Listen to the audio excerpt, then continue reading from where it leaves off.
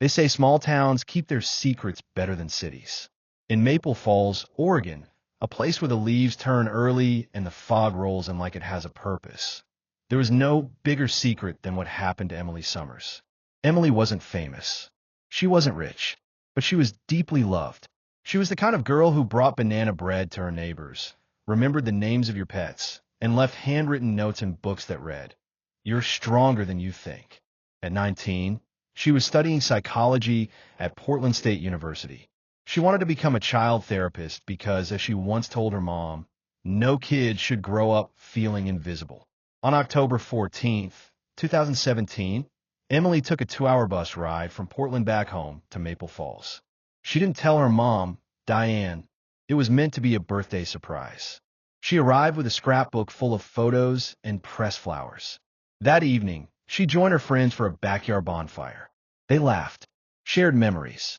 She wore her old hoodie and told Rachel, her best friend, "I miss this. I miss all of you." At 10:40 p.m., Emily said her goodbyes. The night was quiet, chilly. She texted her mom, "Be home in 10. Don't wait up. Love you." She was never seen again. The next morning, Diane Summers woke up expecting to find her daughter curled up on the living room couch. But Emily's bed hadn't been touched. Her shoes weren't by the door. Her phone went straight to voicemail. By noon, Diane called Rachel, then Drew, Emily's ex-boyfriend, and then the police. Something was wrong. Emily wasn't the kind of girl to vanish without a word. That afternoon, a jogger found Emily's backpack off the Clearwater River Trail. It was propped up neatly against a cedar tree. Inside was her ID, her journal, a half-eaten granola bar, and a photo of her with her younger brother, Noah. No phone, no signs of struggle, no blood, just silence. The town of Maple Falls changed overnight. Volunteers and search teams combed every trail. Helicopters circled overhead. Local hunters joined the effort. Even cadaver dogs were brought in. But every path led to a dead end. It was as if Emily had stepped off the trail and disappeared into another world. Police questioned everyone. Her friends, teachers, her ex, Drew. He had an alibi and showed no signs of involvement. Her roommate in Portland said she seemed happy, focused, and excited about the trip home. There were no suspicious online messages, no mental health concerns, no boyfriends, no drugs, nothing. Emily had been wearing a hoodie, jeans, and sneakers. There were no surveillance cameras on the trail. No doorbell cams. No witnesses. Her story gripped the town. Candlelight vigils were held. T-shirts were made that said, "Find Emily." Her brother, Noah, stopped speaking at school. Diane left the porch light on every night and still set a place for Emily at dinner. Then, in December, 2 months later, something eerie happened. At exactly 2:47 a.m., Diane's phone rang. There was no caller ID. Static buzzed on the other end. And then, very faintly, a voice whispering, "Mom, I'm okay, don't look." Then silence. The call was traced to a prepaid burner phone purchased 200 miles away in southern Washington. Surveillance footage from the gas station where it was bought showed nothing. There were no fingerprints, no trace of who made the call. A week later, Rachel, Emily's best friend, received a postcard.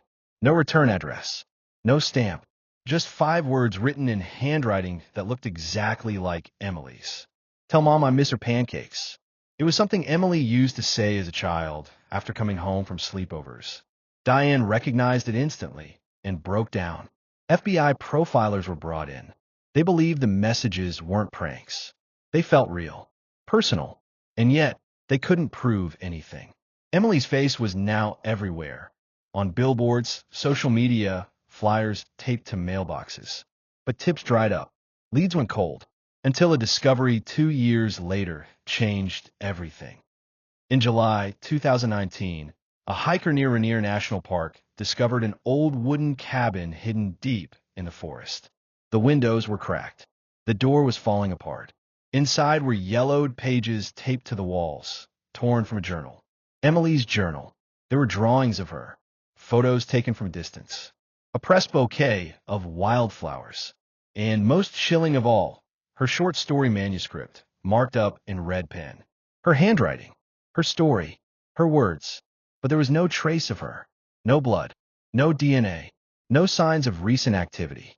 Investigators suspected someone had been watching her for a long time.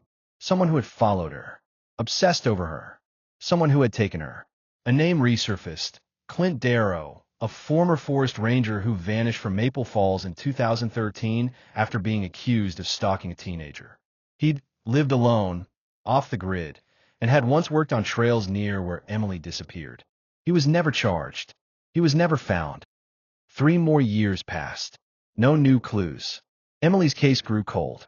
Then, on October 12th, 2022, 5 years after she vanished, a family camping on the outskirts of Maple Falls set up a trail camera to watch for deer.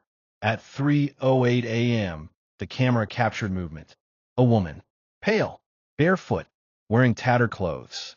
Her long dark hair covered most of her face. She walked slowly through the trees, then turned and looked directly into the camera. The family didn't check the footage until days later. When they did, they immediately called the police. It looked exactly like Emily. The eyes, the cheekbones, the walk. Diane watched the footage a dozen times and whispered, "That's my daughter. That's her." The FBI enhanced the video, but couldn't confirm the identity. No footprints were found. No scent trail. Just 11 seconds of silent, grainy footage that felt like a ghost had passed through the woods. Some believed it was a hoax. Others weren't so sure. Emily Summers is still missing. Her case remains open. Her bedroom has remained untouched since the night she left. Her mother still bakes her favorite lemon pie every June 2nd. Her brother, Noah, leaves notes on her bed that read, "Come home when you're ready. We love you." Every year, on the anniversary of her disappearance, the town of Maple Falls gathers by the Clearwater Trail for a candlelight vigil. They pray, they sing, they remember. But the town has changed. The forest feels different now. Older locals say it watches you. Some claim they hear footsteps where Emily once walked. A few even say they hear a whisper, faint and sad. "I'm almost home." No one knows what really happened to Emily. Whether she ran, whether she was taken, or whether something darker hides in those woods. But one thing is certain: Maple Falls never stopped waiting for her.